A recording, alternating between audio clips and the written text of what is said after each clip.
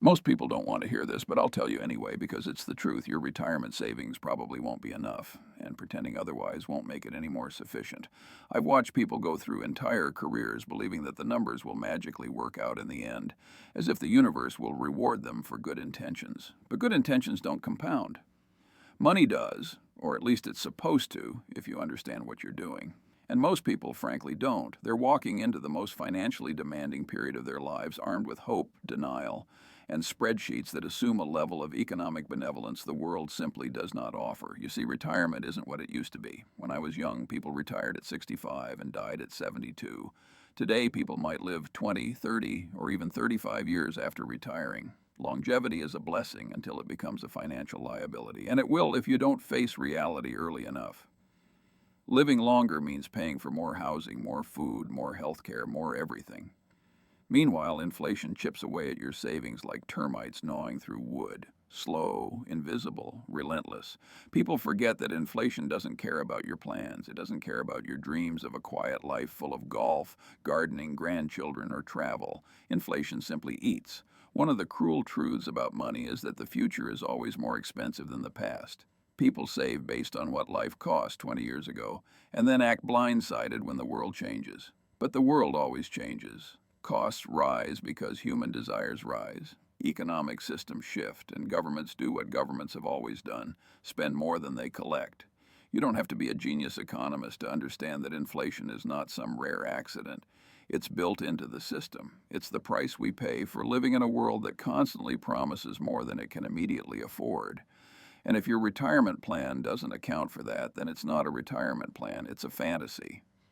People also underestimate just how destructive healthcare expenses can be in old age. They imagine themselves aging gracefully, strolling through parks, smiling at sunsets. But bodies fail, systems break, and when they do, medical bills follow with a speed and ferocity that shocks almost everyone. You could live frugally your entire life and then watch a decade of savings evaporate because your heart, your knees, or your immune system decided to behave like a worn out engine. The irony is that medical science is so good at keeping people alive that it sometimes forgets to keep them solvent. Longevity without financial preparation isn't a blessing, it's a slow motion disaster. Now, you might think this is all too harsh, but harsh truths are the only ones that actually help you. If someone gently lies to you about retirement, they're not doing you a favor, they're setting you up for misery later. I've spent my life observing how people handle money, and I can tell you something with absolute certainty. People are wildly optimistic about the future and dangerously ignorant about risk. They assume everything will be fine because it has to be fine. That's not a plan. That's anxiety disguised as hope. Reality doesn't bend to hope. If you don't prepare, you'll suffer no matter how virtuous or hardworking you were. The biggest problem with retirement planning is not math, it's psychology. People cannot imagine themselves older. They can imagine buying a house, going on vacation, sending kids to school. Those are tangible. But imagining yourself at 80, navigating an expensive world with a fragile body, that requires a level of emotional honesty most people simply avoid. They don't want to visualize dependency. They don't want to visualize vulnerability. And so they save too little, invest poorly, and postpone every difficult decision until time runs out. I've heard countless people say, I'll worry about that later. Later always arrives, and when it does, it carries a bill. Let me give you a secret. The future is always underpriced in people's minds. They discount it emotionally. They assume their older self will need less, want less, cost less, but your older self is just you with more problems and fewer options. If you don't like your finances now, you'll like them even less at 75. And if you think discipline is hard when you're young, it becomes nearly impossible when you're tired, sick, or grieving. That's why preparation must happen early when you still have the strength to adjust. One of the most common mistakes people make is assuming the stock market will bail them out. They look at historical returns and assume the future will offer the same generosity. But the market owes you nothing. It doesn't exist to serve your retirement goals.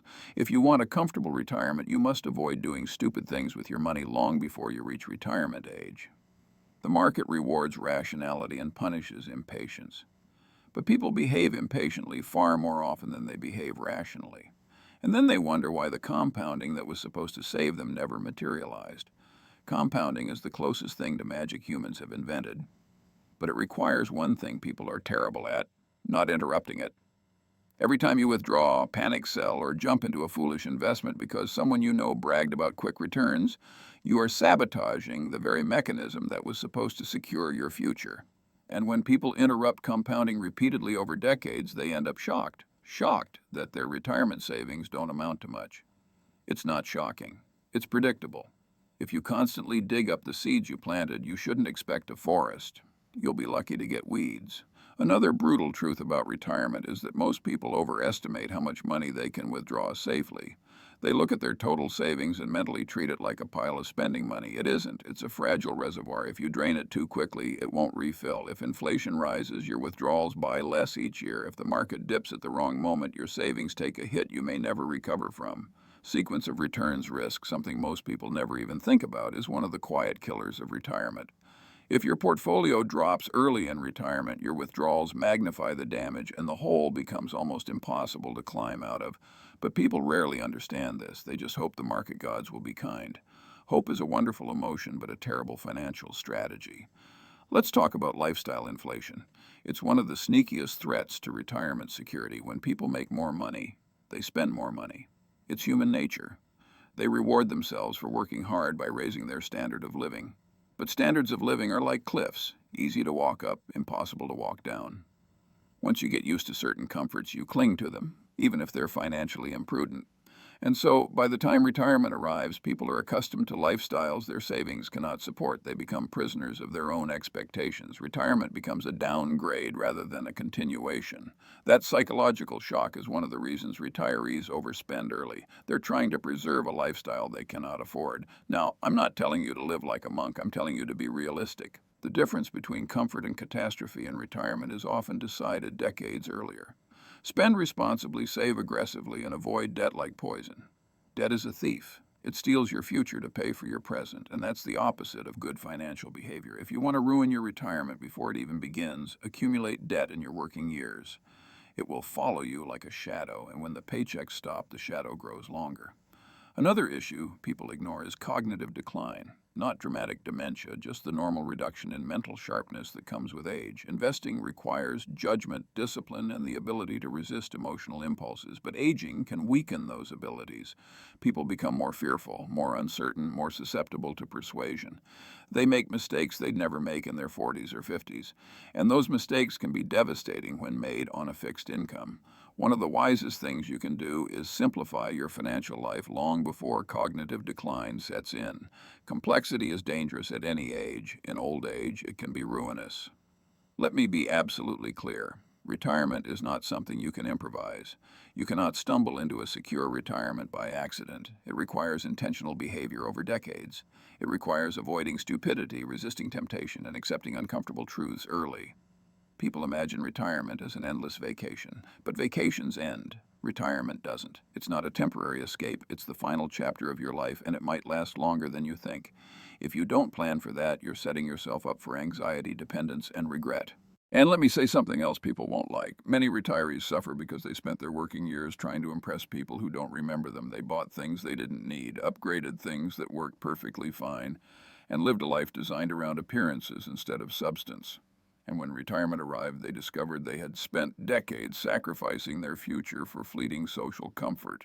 That's a terrible trade. Status is a mirage. Wealth is real. If you value the former over the latter, don't be surprised when your savings fall short. People also make the mistake of assuming that government programs will somehow cover their shortfalls. Social Security was never designed to be a full retirement plan. It was meant as a safety net, a thin one. Relying on it as your primary financial foundation is like using a leaky umbrella in a hurricane. It might help a little, but you will still get soaked.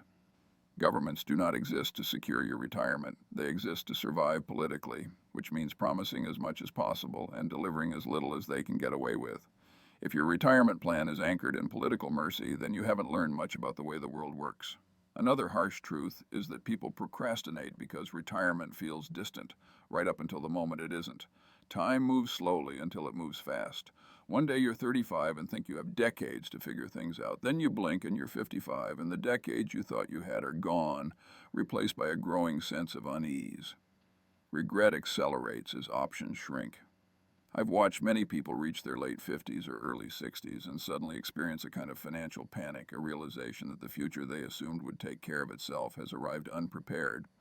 That panic leads to desperate decision-making, which often makes the situation worse. People nearing retirement often try to compensate for undersaving by taking on more risk. It's a predictable error. They look at the gap between their savings and their needs and think, I can catch up if I earn higher returns. And that's like saying, I can survive this fall if I flap my arms harder. Risk does not obey your wishes. Increasing risk because you failed to plan is not a strategy, it's gambling. And gambling as you approach the most financially fragile period of your life is spectacularly unwise. When you're young, you can recover from mistakes. When you're old, mistakes stay with you. That's why conservative thinking in youth pays off generously in old age. Let's talk about something uncomfortable. Many retirees severely underestimate their own vulnerability. They think they'll maintain perfect judgment for the rest of their lives. But cognitive decline is sneaky. It doesn't announce itself. It arrives subtly, quietly, in small lapses of memory or moments of confusion. One day you're managing your portfolio intelligently. The next you're listening to some salesman promising guaranteed returns. And he sounds convincing because your ability to detect nonsense has softened. The sharks targeting retirees are not incompetent. They are professionals at exploiting fear, loneliness, and declining vigilance. If you don't believe you could fall for such traps, you haven't met enough retirees. That's why simplicity isn't just smart, it's protective. The fewer moving parts in your financial life, the fewer opportunities for confusion or manipulation. People often build complex portfolios because it makes them feel sophisticated, but sophistication is a liability when your mind slows. At 80, simplicity becomes a lifeline. If you don't simplify your finances while you still can, someone else will simplify them for you, and that person may not have your best interests at heart. But let me return to the broader point.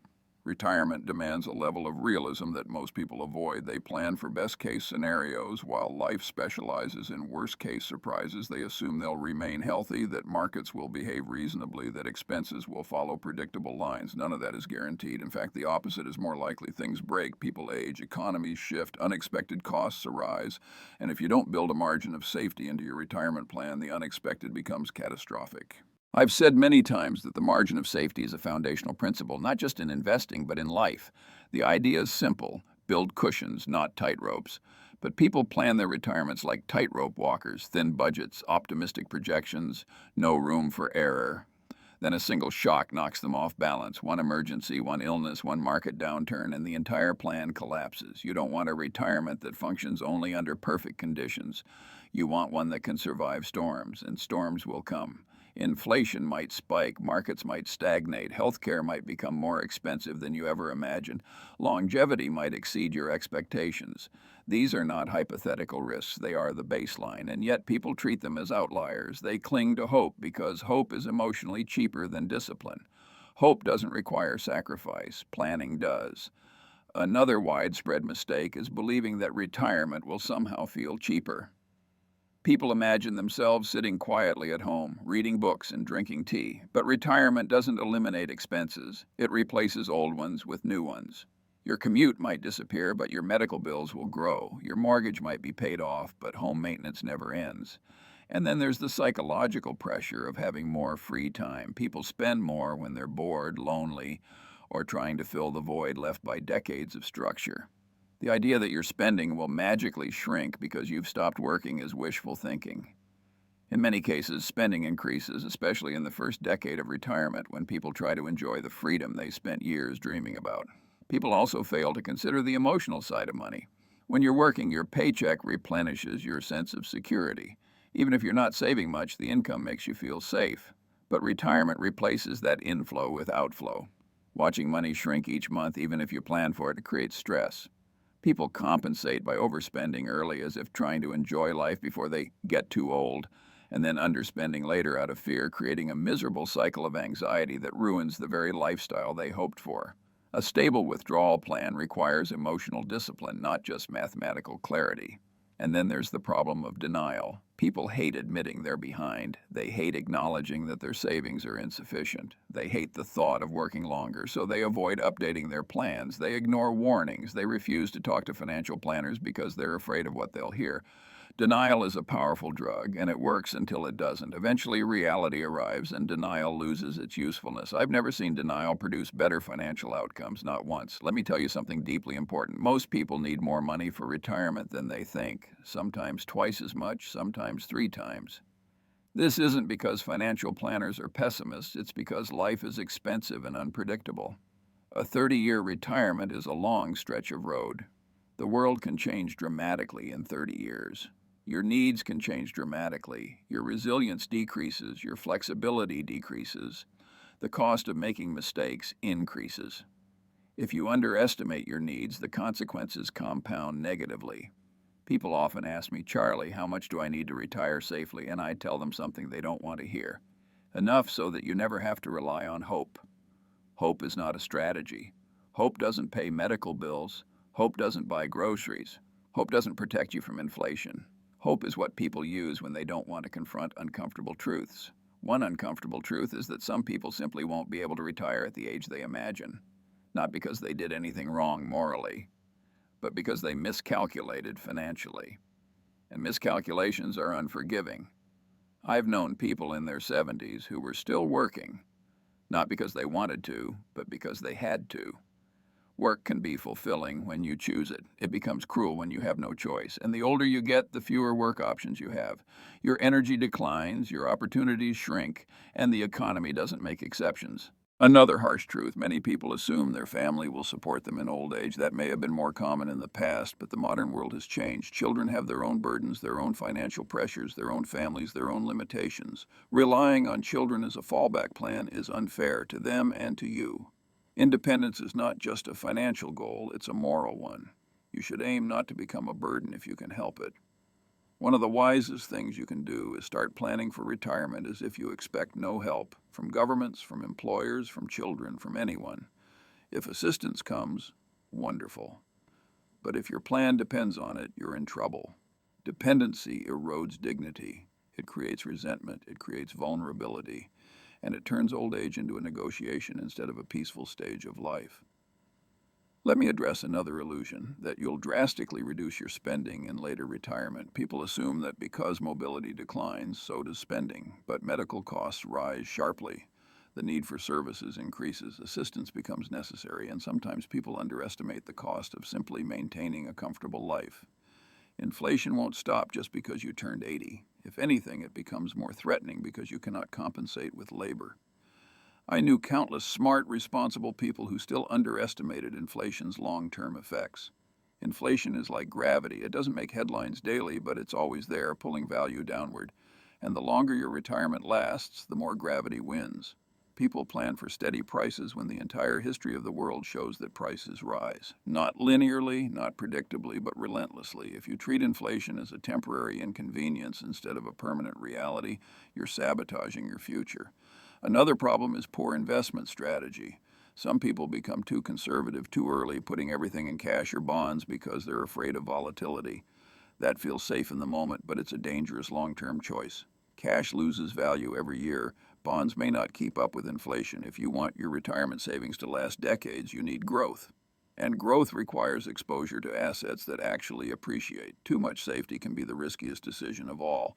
Playing it safe can quietly destroy your purchasing power, leaving you with a shrinking lifestyle. But others make the opposite mistake.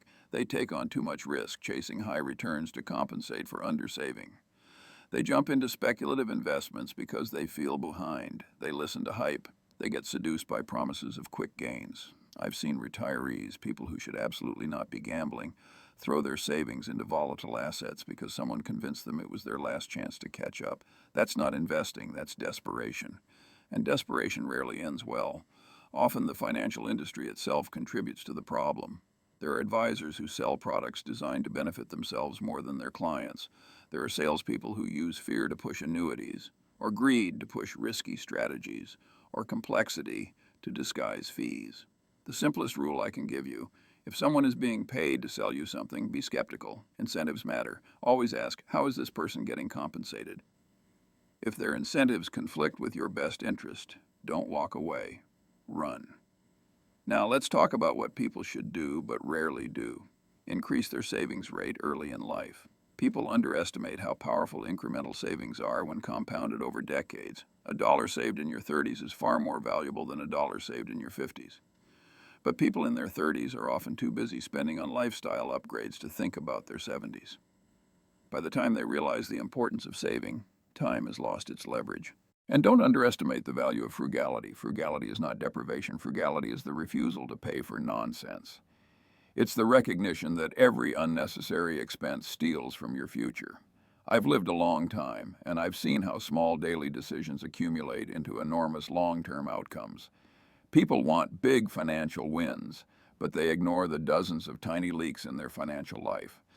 Retirement is built not on rare brilliance, but on consistent discipline. Finally, emotional resilience is one of the greatest assets you can cultivate.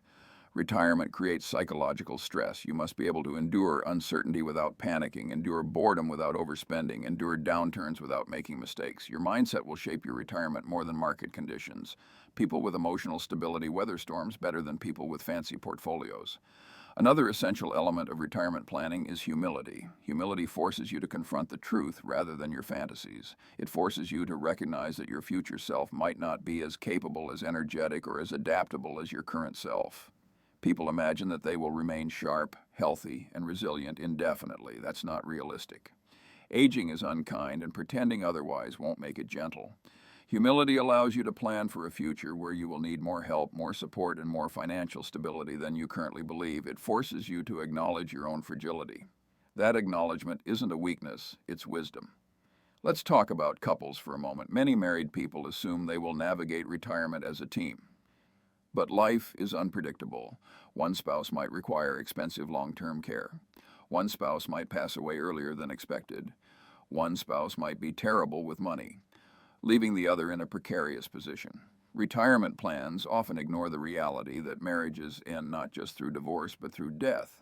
The surviving spouse must be able to manage financially without falling into hardship.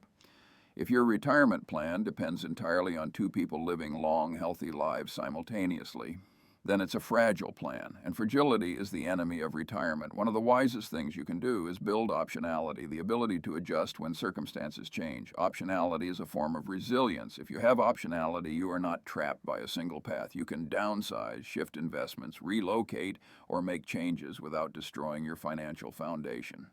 People who lack optionality are forced into desperate decisions when things go wrong. You don't want to be one of those people. You want to retain control over your life for as long as possible. And control requires choices. Choices require resources. Resources require planning. People also fail to understand that retirement is not simply an economic shift. It's a psychological one. Work gives life structure, purpose, and social connection. When work disappears, some people panic. They try to fill the void with spending. They buy things to distract themselves from the loss of identity. That is a dangerous pattern. A fulfilling retirement isn't built on consumption, it's built on meaning. If you don't cultivate meaning before retirement, you might end up using money to substitute for it, and money is a poor substitute. It cannot replace purpose. It cannot replace human connection. It cannot replace engagement with life. Many retirees spend too much early on, not because they lack discipline, but because they lack direction. A successful retirement requires psychological preparation as much as financial preparation.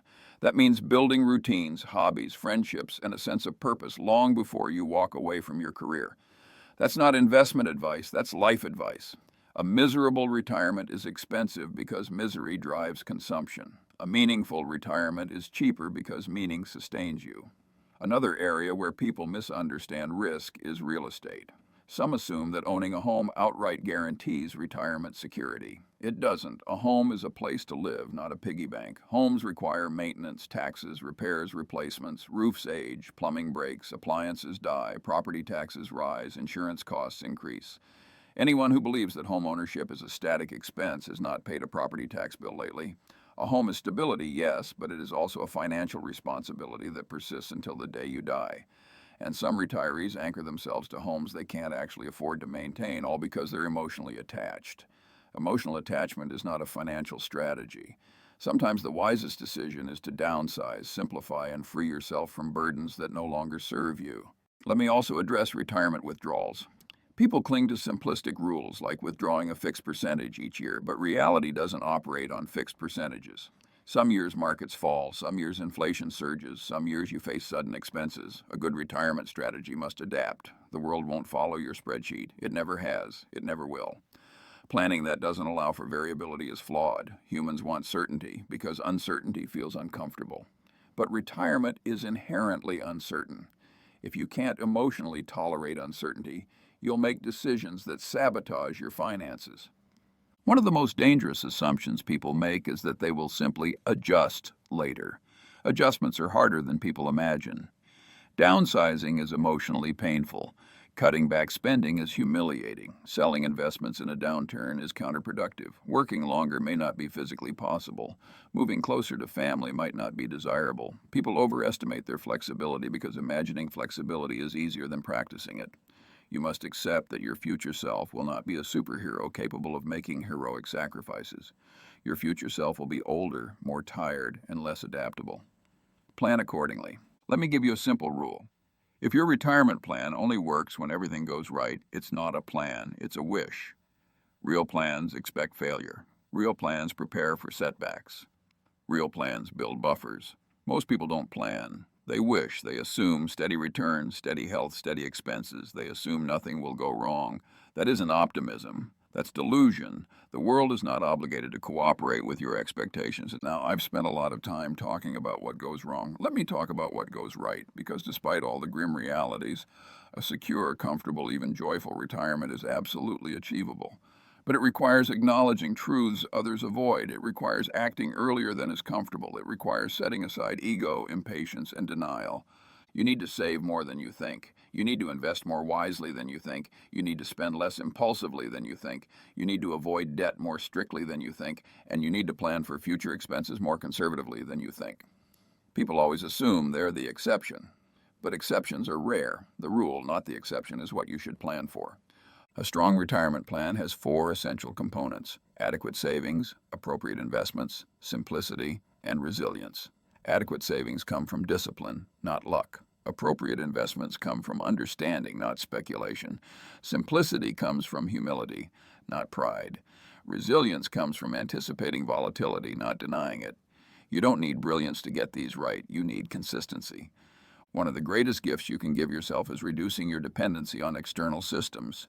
Governments will change, markets will fluctuate, interest rates will rise and fall, social structures will shift. A retirement plan that depends heavily on external reliability is fragile. A retirement plan built on internal discipline is robust. The strongest retirements belong to people who lived below their means, avoided unnecessary debt, invested in assets they understood, and gave compounding the time it needed to work. Let me offer you something that might feel counterintuitive. Your relationship with money becomes more psychological than mathematical as you age. When you're younger, you feel bulletproof. You take risks, you recover, you adjust. But when you're older, fear creeps in, fear of running out, fear of unexpected expenses, fear of losing independence. If your retirement plan doesn't account for the psychological strain of aging, you may panic into bad decisions. People sell at the wrong time because fear overrides logic. They hoard cash because safety feels comforting even as inflation erodes it. They make choices not based on probability, but on emotion. Good retirement planning reduces the number of emotionally charged decisions you will have to make later in life. Another common mistake is assuming you'll need less social engagement as you age. Not true. Loneliness is one of the most expensive emotional states. It drives spending, healthcare issues, and cognitive decline. People who expect to age alone often compensate with consumption, travel, entertainment, distractions. The best investment you can make is cultivating relationships, community, and purpose long before retirement. A fulfilling life reduces the need to fill emotional gaps with spending. You also need to consider the possibility that you might live far longer than expected. The financial industry calls it longevity risk, but what it really means is that you might outlive your money. Most people underestimate how long they will live. They plan for 15 or 20 years of retirement when they could easily live 30 or more. Longevity is a mathematical force multiplier. It magnifies the consequences of undersaving, underinvesting, and overspending. The longer you live, the more ruthless inflation becomes, the more dangerous poor returns become, the more harmful mistakes become. Planning for a short retirement is foolish. Planning for a long one is prudent. If you prepare for a 35-year retirement and only live 25 years, you leave a gift to your family. If you prepare for 20 years and live 35, you create suffering for yourself. And let me say something else that matters. Financial independence is not about luxury, it's about freedom. Retirement is not a prize you win, it's a stage of life you must finance. And the quality of that stage depends less on the size of your portfolio and more on your ability to avoid major mistakes. Avoid debt. Avoid panic. Avoid stupidity. Avoid chasing fads. Avoid overconfidence. Avoid living for appearances. Avoid complexity you don't understand. These behaviors cost people more in retirement than any market downturn ever could. People ask me why Warren and I ended up so wealthy. They imagine some secret formula. The truth is unexciting. We avoided stupid things for a very long time. That's it. We let compounding work. We allowed time to help us rather than sabotage us. Most people sabotage themselves. They interrupt compounding. They panic. They imitate fools. They invest in things they don't understand. They spend more than they can afford. Wealth is largely the absence of these behaviors. Retirement security is the same. You don't need brilliance, you need the absence of folly. That requires honesty. Honesty about your spending, your habits, your weaknesses, your risk tolerance, your lifespan, your needs. And honesty is surprisingly rare. So let me give you the simplest retirement advice I can offer. Start earlier, save more, spend less, avoid debt, invest rationally, simplify everything, and build a margin of safety into every assumption. If you do these things, you will likely retire comfortably. If you ignore them, you will likely retire anxiously. And anxiety is a miserable companion in old age. Finally, remember this: you only get one retirement. There are no do-overs. There is no reset button. The decisions you make today, right now, will shape the final decades of your life.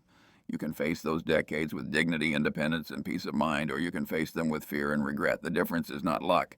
The difference is preparation. If you want to retire well, take responsibility now. Stop pretending the future will take care of itself. Stop expecting miracles. Stop delaying difficult choices. Discipline is freedom in slow motion. It's the gift you give to your future self, and your future self will either thank you or curse you. The choice, as always, is yours.